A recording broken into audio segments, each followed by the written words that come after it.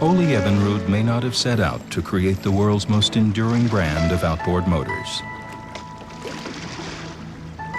Maybe all he was trying to do that hot summer day on Okauchee Lake was impress a girl, his future wife, Bess. But in rowing to the mainland and back, in an effort to bring ice cream to their island picnic,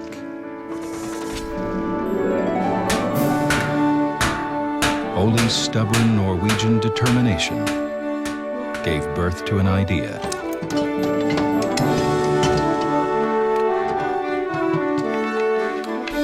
One that would forever change the way man moved across the water.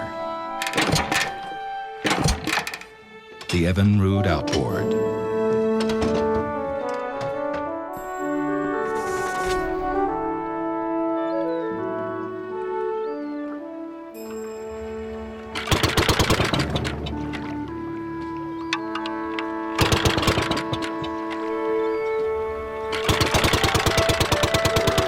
Even though the ice cream may have melted, Ole's inventiveness persevered, embodied today in the spirit of the brand we know as Evinrude.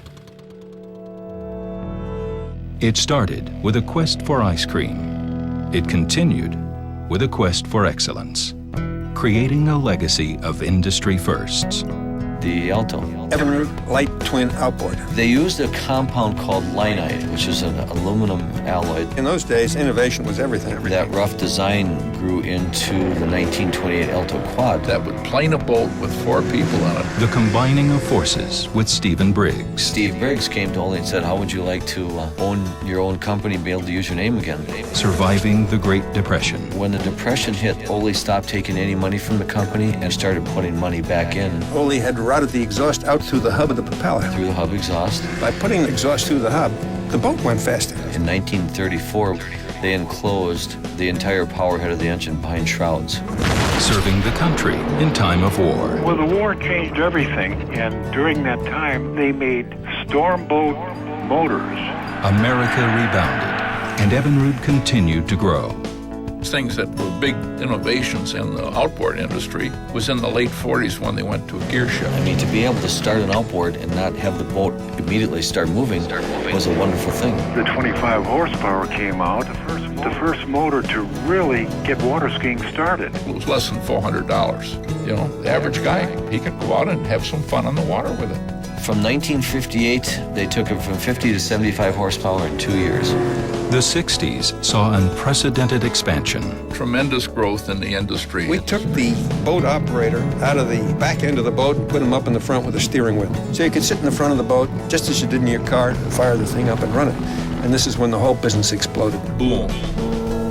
Starflight 3 was used to set a world speed record. It's 122.979 miles an hour. The company forged new markets. New technologies were developed, changing the face of outboard motoring. At that time, the biggest race was something called the 6 Hours of Paris. We entered our V6s in that thing, and we won the race for the first time against Mercury.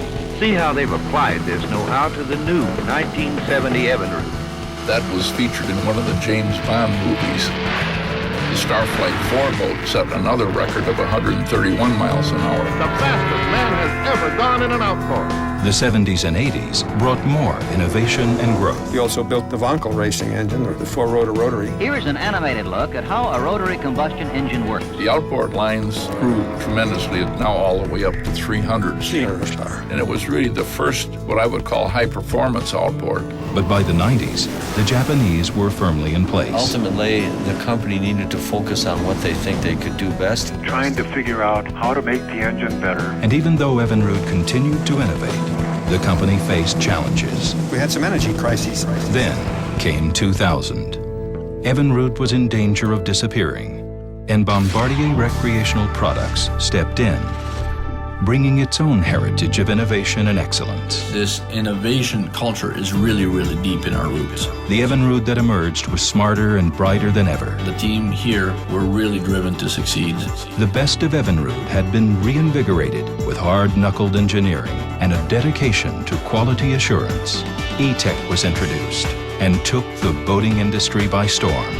is remarkable. We've raked in a ton of innovation awards for it. With the e-tec technology, we were able to make 3-star emissions. e-tec is the only marine engine ever to receive the EPA's Clean Air Excellence Award. Sometimes the highest tech stuff is the simplest. Now, Evinrude celebrates 100 years. A century of fulfilling the hopes and needs of fishermen, skier, and boater alike.